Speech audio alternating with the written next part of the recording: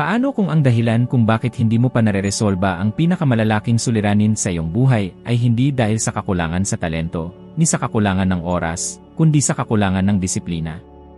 Tila parang hindi ka panipaniwala, hindi ba? Ngunit yan mismo ang naghihiwalay sa mga taong nagtatagumpay mula sa mga taong basta na lamang nabubuhay. Ngayon, matutuklasan mo kung paano ang disiplina ay maaaring maging isang di nakikitang puwersa na may kakayahang baguhin ang iyong buhay sa isang napakabilis na panahon. Naipagtanong mo na ba sa iyong sarili kung bakit maraming tao na may kahangahangang kakayahan ang tila paulit-ulit na nahuhulog sa parehong mga problema, samantalang ang iba namang tila karaniwan lamang ay nakakamit ang pambihirang tagumpay? Ayon kay Napoleon Hill, ang kasagutan ay nasa isang bagay na kadalasan ay hindi binibigyang halaga: disiplina. Disiplina. Ang salitang iyan na kadalasang naugnay sa kahigpitan o pagdurusa, ngunit sa katunayan, ito ang tahimik na lakas na nagpapabago sa mga pangarap upang maging totoong tagumpay.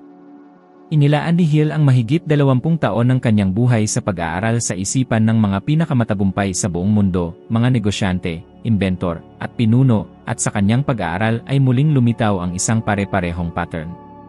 Ang mga taong ito ay hindi kinakailangang pinakamatatalino o pinakamayayaman. Ang mayroon sila ay disiplina. Gumagawa sila kahit na wala silang gana. Patuloy silang nagsusumikap kahit walang kasiguruhan. Nanatiling nakatuon ang kanilang isip kahit na tila gumuho na ang lahat sa kanilang paligid. At iyan ang siyang kulang sa marami sa atin kapag nahaharap tayo sa mga problemang tila walang solusyon. Napansin mo ba kung gaano kadaling maging produktibo kapag ikaw ay masigla at may inspirasyon? Ngunit paano naman sa mga araw na tila napakabigat ng lahat? Kapag ang emosyonal na pagod ang nangingibabaw? Kapag ang mga problema ay tila higit na malaki kaysa sa mga solusyon? Doon pumapasok ang kahalagahan ng disiplina. Sapagkat ang motibasyon ay pabago-bago, ngunit ang disiplina ay matatag. Isa itong tahimik na desisyong ginagawa araw-araw, hindi nakikita, ngunit siyang nagtutulak sa iyo kahit na tila wala ka ng lakas. Isa itong makinang patuloy na umaandar kahit tumigil na ang lahat. Itinuturing ni Napoleon Hill ang disiplina bilang susi sa pagitan ng tagumpay at pananatili sa parehong kalagayan. Hindi siya nagsalita ng mga malalayong teorya. Ang kanyang tinukoy ay ang gawaing praktikal, ang bumangon ng maaga kahit walang nakatingin. Ang mag-aral habang ang iba ay nagpapahinga. Ang panatilihin ang isang gawi kahit hindi pa lumilitaw ang mga bunga ng iyong ginagawa. At ito ay tuwirang tumatama sa iyo. Ilang beses mo nang ipinangako sa sarili mong tatapusin mo ang isang mahalagang bagay, ngunit iniwan mo na lang sa kalagitnaan dahil hindi mo agad nakita ang bunga. Ilan sa iyong mga proyekto ang naiwan sa tabi dahil sa mga sagabal, kawalan ng kumpiyansa, o simpleng pagkapagod? Ngayon, isipin mo si Thomas Edison. Isang tao na nabigo ng mahigit sa 1,000 ulit sa kanyang pagsubok na lumikha ng bombilya. Mahigit sa 1,000 ulit. Ngunit hindi siya sumuko. Sa palagay mo ba ay lagi siyang may inspirasyon? Siyempre hindi. Nagpatuloy siya dahil mayroon siyang disiplina. Dahil nauunawaan niya na sa bawat pagsubok ay isang hakbang siyang mas napapalapit sa tagumpay. Si Edison mismo ang nagsabi, ang henyo ay isang bahagi inspirasyon at 99 na bahagi pawis. Ibig sabihin, ang tunay na kaibahan ay hindi nakasalalay sa mga ideyang mayroon ka, kundi sa kakayahan mong isakatuparan ang mga ideyang iyan ng may kasigasigan at pagpapatuloy.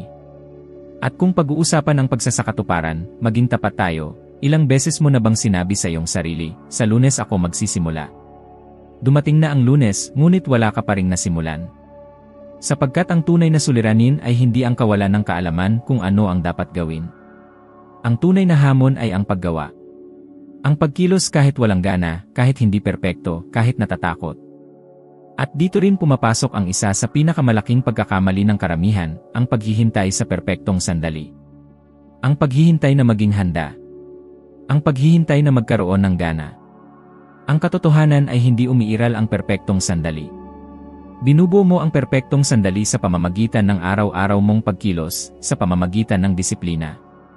Iyan ang naranasan mismo ni Napoleon Hill. Sa panahon ng malaking depresyon, naranasan niya ang isa sa pinakamalalaking pagsubok ng kanyang buhay. Siya ay nawalan ng lahat, walang pera, walang tahanan, at banta pa ang pagkawasak ng kanyang pamilya. Maari sana siyang sumuko. Ngunit sa mismong panahong iyon niya naisulat ang isa sa mga akda niyang pinakakapangyarihan at nakapagbabago ng buhay, mas matalino kaysa sa dyablo. Tuwing umaga, bumabangon siya at nagsusulat. Kahit hindi niya alam kung may magbabasa niyon. Kahit walang katiyakan. Naniwala siya na ang kanyang disiplina ang magdadala sa kanya sa lugar na hindi kayang marating ng pag-asa lamang. Maaaring iniisip mo ngayon, pero isa lang akong karaniwang tao, may bayarin, kulang sa oras, at maraming problema. Paano ko maisasabuhay yan? Ang sagot ay nasa pagiging simple ng ideya. Hindi kailangang baguhin mo ang lahat agad-agad para maging disiplinado. Magsimula ka sa maliit. Magtakda ng isang layuning malinaw at mahalaga talaga sa iyo. Pagkatapos, magpasya ng isang gawain na maaari mong gawin araw-araw upang mapalapit ka roon. Isa lang. Ngunit araw-araw. Hindi mahalaga kung 5 minuto lang ito. Ang mahalaga ay ginagawa mo ito araw-araw. Walang palya. May isang katangian na makikita sa mga matagumpay na tao, hindi sila nakikipagtawaran sa sarili nila. Hindi nila hinihintay ang tamang pakiramdam. Kumilos sila. At kapag kumilos ka ng may disiplina, kahit sa mga araw na mabigat ang pakiramdam mo, unti-unti mong nakakamit ang isang bagay na mas mahalaga kaysa sa resulta, ang tiwala sa sarili. Nagsisimula kang maniwala sa sarili mo. Dahil sa bawat maliit na pangakong natutupad mo, pinapalakas mo ang isang panloob na katotohanan, kaya mo. At hindi ito basta pananalita lang na pampalakas ng loob. Pinapatunayan ng agham ng utak na ang mga disiplina sa araw-araw ay may kapangyarihang baguhin ang ating isip. Ang prefrontal cortex, bahagi ng utak na namamahala sa mga desisyon at kontrol sa sarili, ay lumalakas sa tuloy-tuloy na pagsasanay ng mga sinasadyang kilos. Sa madaling salita, habang mas disiplinado ka, mas lalo kang nagiging disiplinado. Isa itong mabuting siklo.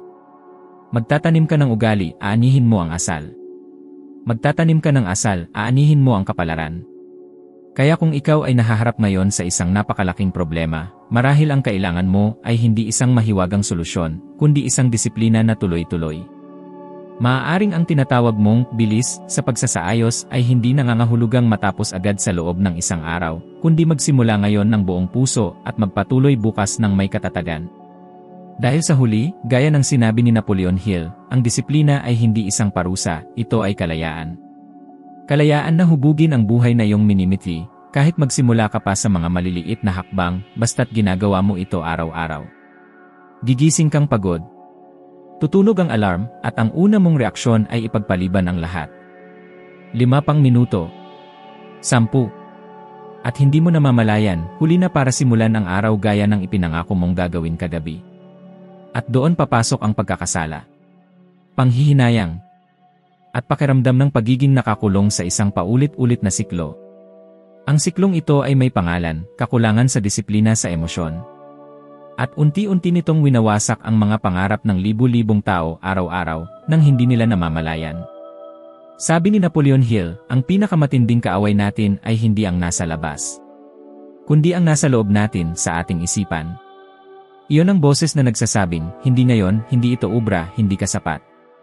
At ang malungkot, kadalasan, pinaniniwalaan natin ito. Dahil mas madali ang sumuko sa duda kaysa harapin ito ng buong tapang.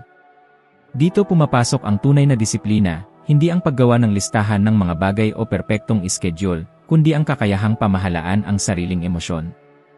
Ang pananatiling kalmado kahit lahat sa loob mo ay gustong sumuko. Napatunayan na ng agham, ang kontrol sa damdamin ay tuwirang konektado sa tagumpay sa mahabang panahon. Ayon sa mga pag-aaral mula sa Harvard Business Review, ang mga taong marunong mag-regulate ng kanilang emosyon ay mas may maayos na kalusugan sa pag-isip, mas magagandang ugnayan sa kapwa, at mas matatag na estado ng pananalapi. Ito ay dahil hindi sila padalos-dalos sa paggawa ng desisyon. Hindi sila basta nagre-react. Sinusuri nila saka kumikilos. At ito ay bunga ng pang-araw-araw na pagsasanay. Disiplina ito. At gaya ng kahit anong kakayahan, ito ay kayang matutunan. Ilang beses mo na bang hindi ginawa ang isang mahalagang bagay dahil lang masama ang pakiramdam mo? O di kaya'y gumawa ka ng padalos-dalos na pasya dahil sa galit, kaba, o lungkot? Ang sagot ay hindi pag-iwas. Ang sagot ay disiplina. At napagsisihan mo ba pagkatapos?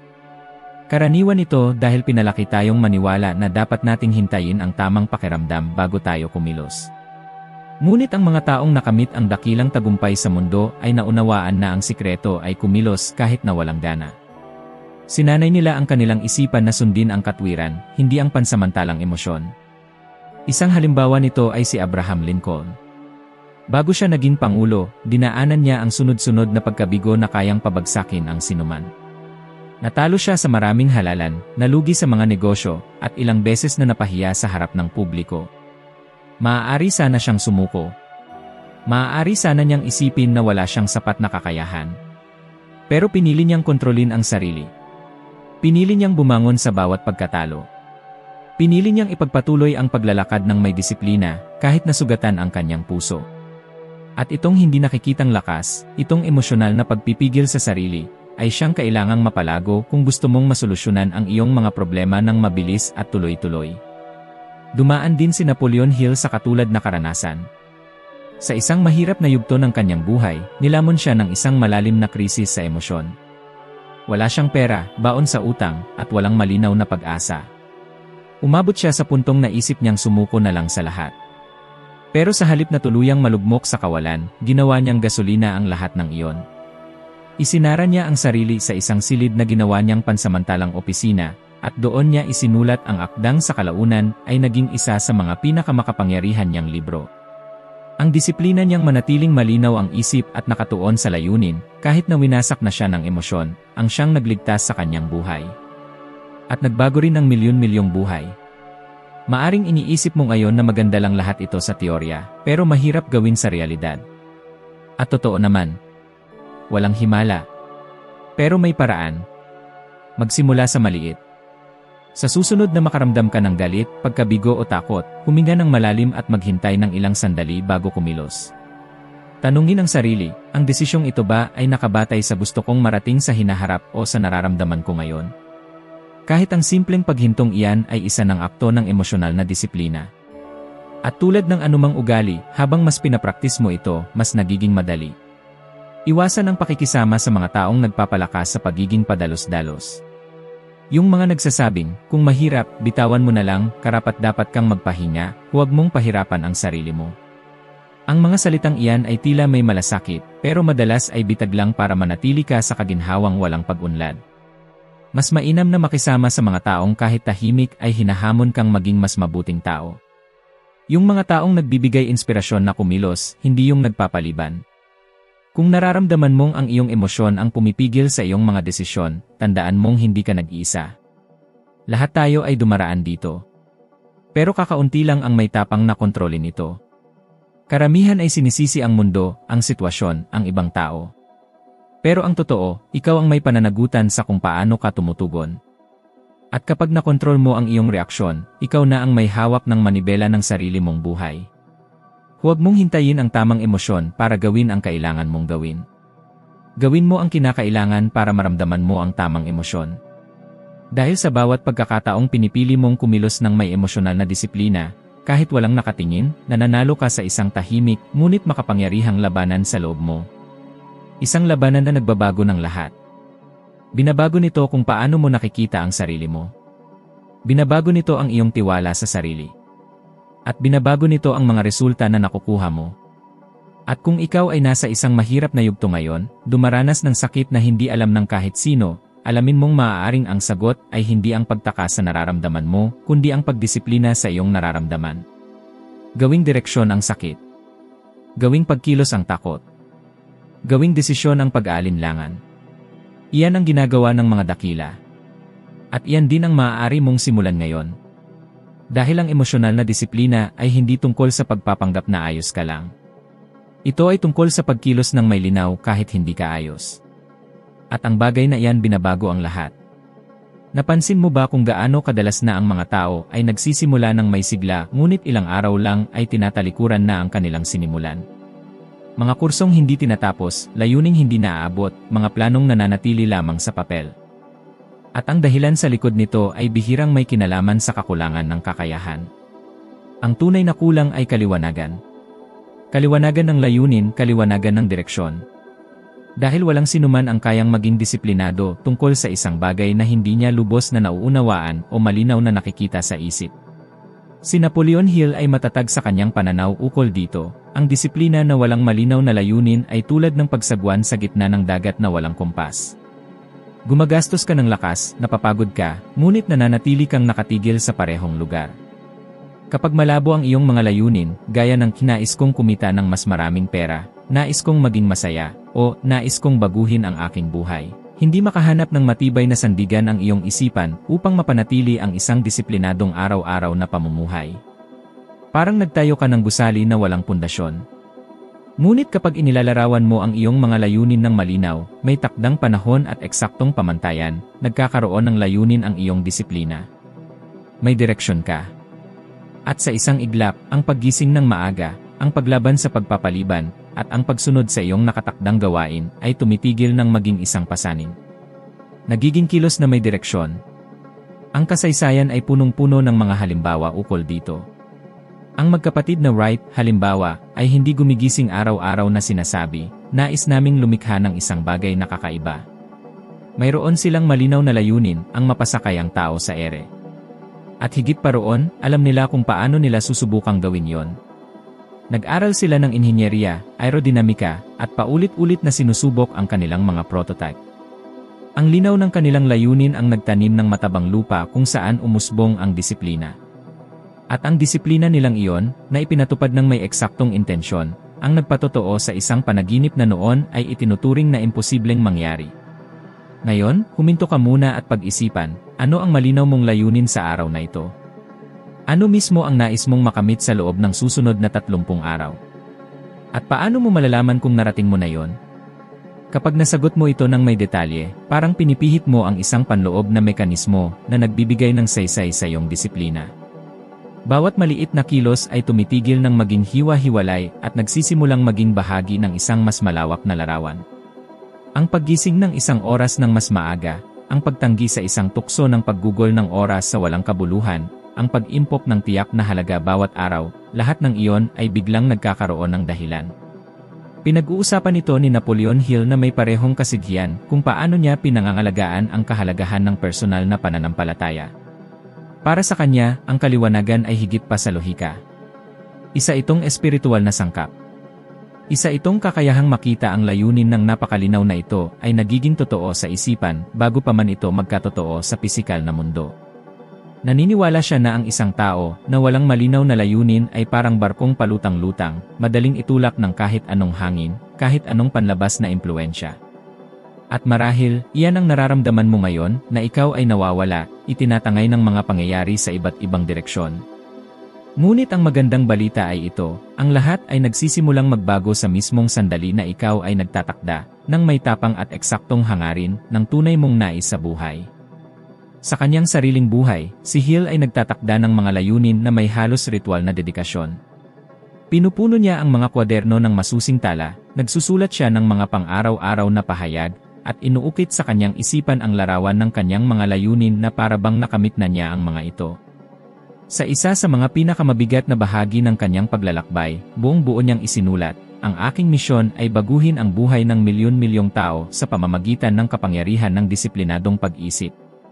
At kahit wala siyang pera, walang suporta, at may matinding pagtutol mula sa lipunan, hindi niya binitawan ang bisyong iyon hanggang sa huling araw ng kanyang buhay. Ang linaw ng layunin na iyon ang nagbibigay lakas sa kanyang disiplina. At iyan ang dahilan kung bakit hindi siya kailanman tumigil.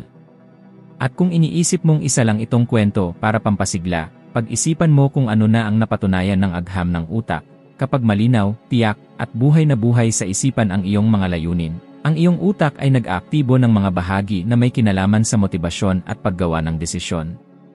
Ibig sabihin, habang mas malinaw ang gusto mong makamit, mas tumutulong ang iyong utak upang ikaw ay kumilos. Hindi ka na umaasa sa lakas ng loob, ikaw ay gumagalaw na gamit ang otomatikong focus. Ngunit upang ito ay gumana, kailangang maging makatotohanan, nasusukat, at kapanapanabik ang iyong mga layunin. Kapanapanabik. Dahil ang isang layunin na hindi ka ginaganahan, ay hindi kailanman kayang bumuhay ng disiplina. Narito ang isang simpleng ngunit makapangyarihang gawain, isulat sa isang papel ang isang layunin na nais mong makamit sa loob ng 30 araw. Maging tiyak sa iyong layunin. Isama ang isang bilang, isang takdang panahon, at isang paraan kung paano mo ito mararating. Araw-araw sa umaga, basahin ng malakas ang layuning iyon.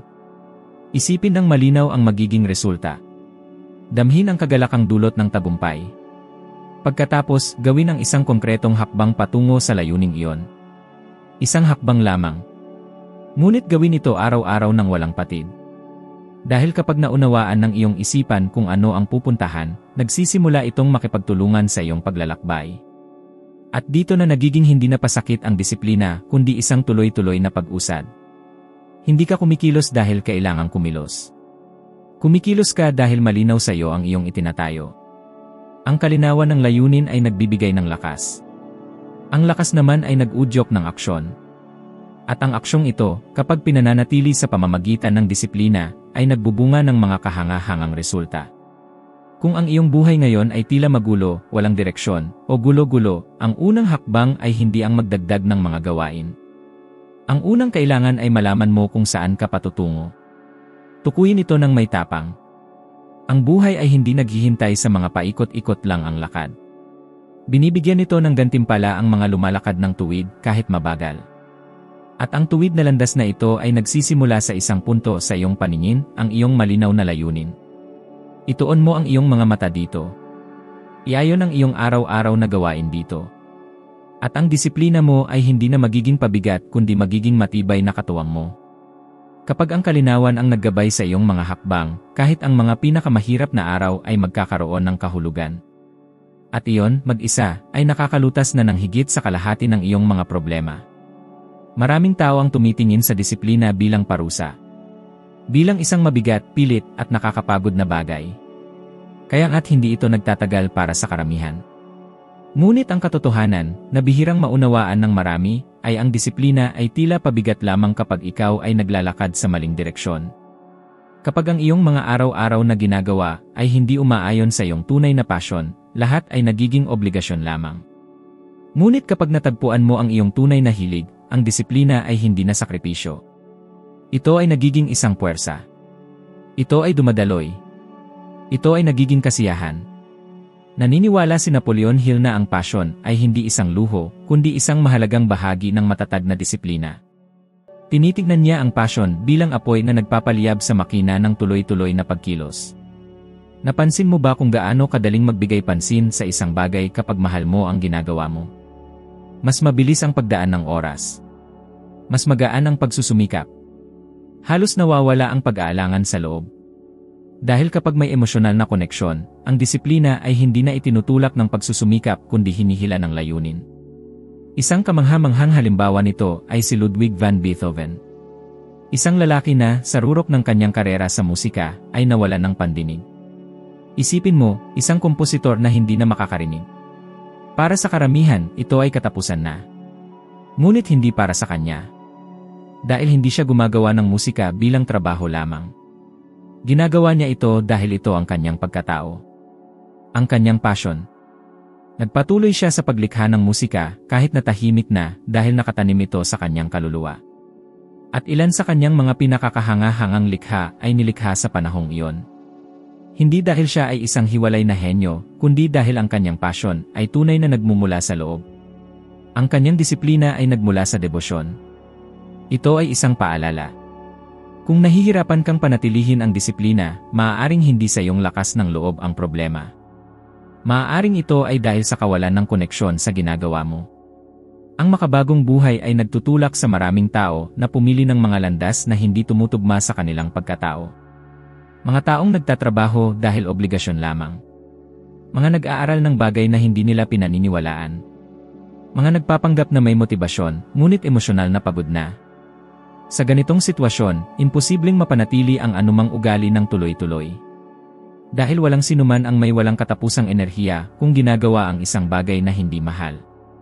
Nauunawaan ito ni Napoleon Hill ng husto. Ilang taon siyang nagsulat ng mga teksto na hindi niya gusto para lang mabayaran ang kanyang mga gastusin. Ngunit nang nagsimula siyang magsalita tungkol sa layunin, sa tamang pag-isip, at sa kapangyarihan ng pag-isip, ang iyong lakas ay biglang tumaas ng husto. Sa mga panayam, inilahad niya na maaring tumagal ng maraming oras ang kanyang pagsusulat nang hindi niya namamalayan ang pagdaan ng panahon. Tinawag niya itong daloy. Isang estado ng matinding pagtutok kung saan ang disiplina ay hindi na parang isang mabigat na gawain. Ito ay purong kasiyahan. Sapagkat sa wakas, siya ay nakaayon sa kanyang tunay na hilig. At maaaring iniisip mo ngayon, pero hindi ko nga alam kung ano ang aking hilig. At ayos lang iyon. Dito nagsisimula ang lahat. Ang tamang tanong ay hindi paano magkaroon ng mas matibay na disiplina, kundi ano ang gagawin ko kung mayroon akong walang katapusang disiplina at tunay kong mahal ang ginagawa ko. Ang tanong na ito ay nagpapabago ng lahat. Dahil ito ay nagtutulak sa iyo na maghanap sa iyong sarili. Hanapin ang gawain na nagbibigay ng sigla at hindi ang kumukuha nito. Yung klase ng trabaho na kahit pagod ka na, buhay pa rin ang iyong nararamdaman habang ginagawa ito. Kapag natagpuan mo yon, magbabago ang iyong araw-araw. Magbabago ang iyong mga gawi. Magbabago ang iyong lakas. Hindi ibig sabihin na madali lang sundan ang hilig. Hindi ito magiging madali. Ngunit ang pagkakaiba ay, kapag may hilig, ang mga mahihirap na bagay ay nagkakaroon ng kabuluhan. Kahit ang pagod ay nagiging gantimpala. At bawat pagsubok na nalalampasan ay nagpapalakas sa iyong pagkatao. Sa ganitong pananaw, ang disiplina ay nagiging banal. Hindi na ito tungkol sa kailangang gawin. Ito ay tungkol sa hindi mo kayang huwag gawin.